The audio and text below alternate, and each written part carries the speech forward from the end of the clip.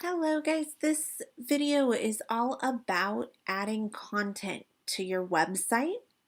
So I want to remind you of some of the content that you are creating or have already created that could be added to your website.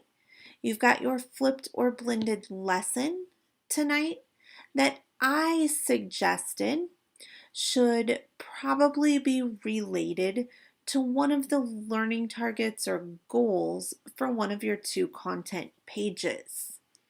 You have your problem 1 classroom expectations, your problem 2 differentiation plan that is due tonight. So you have a lot of content. Now, I often get asked what I mean by a content page. This would be like the courses that you're teaching. If you're elementary, you would probably have an ELA page, a math page, a social studies, and a science. It could be as specific as units and learning targets.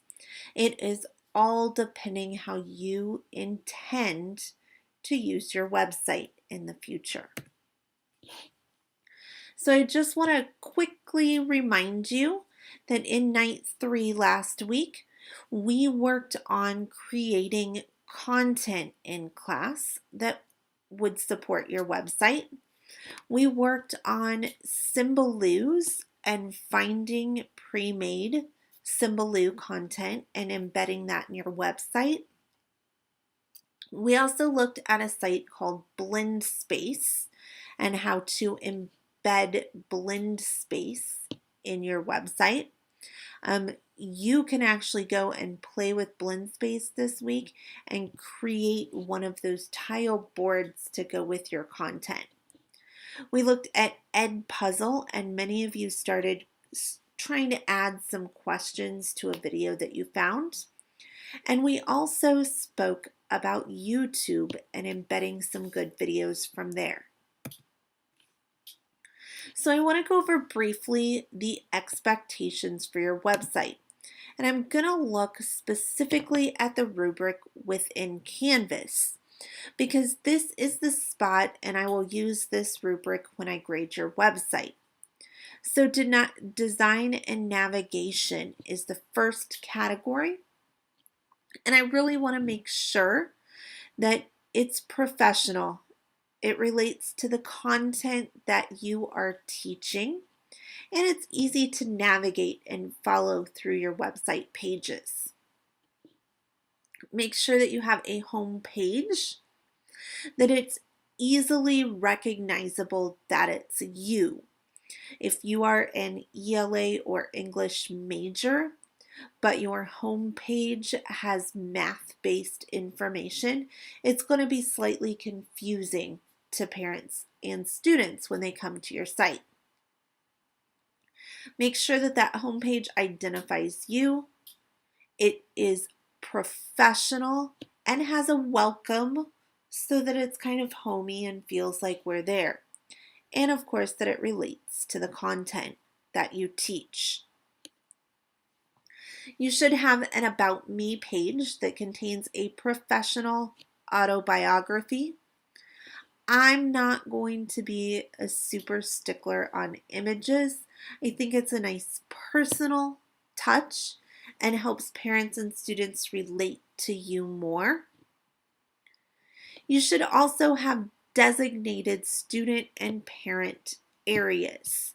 So very clear navigation on your website, maybe separate pages or tabs so that students would know where they're supposed to go when they're going to your website, and that parents would know where they're supposed to go and look on your site. And really make sure that the content is appropriate for the audience on each of those pages. And then the content and course pages. You need to have at least 2 pages that are well developed with a variety of content to support learning through your technology enriched or standard-based units of study. Notice that this is the bulk of the grade for your website. These content pages, please do not just put a Symbaloo and a learning goal and tell me that it's a complete content page. I really want to see some sort of flow or progression of skills that you may teach within that unit. You are welcome, as always, to put your flipped lesson on one of your content pages. I just want to make sure that I can see some sort of detail or thought process towards student learning on this page. Now, if you are an elementary major and gonna do like an ELA page, you may separate that differently than if you're a math teacher and doing one learning target. So really take that into consideration and make sure that you have some good, rich content on your website pages. Okay, so a quick recap and some things to think about. Make sure that your design is appealing, that there's a balance of graphics and text, that your overall look is professional and creative and on the cutting edge of education. You really want your website to represent you as a teacher, the teacher you will be in the classroom. But make sure that the site is easy to navigate and for me to find where I'm supposed to go or the specific information I'm looking for.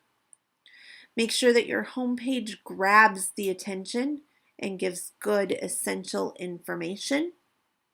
That you have an About Me page that gives the student some sort of connection with appropriate photos and contact information if necessary.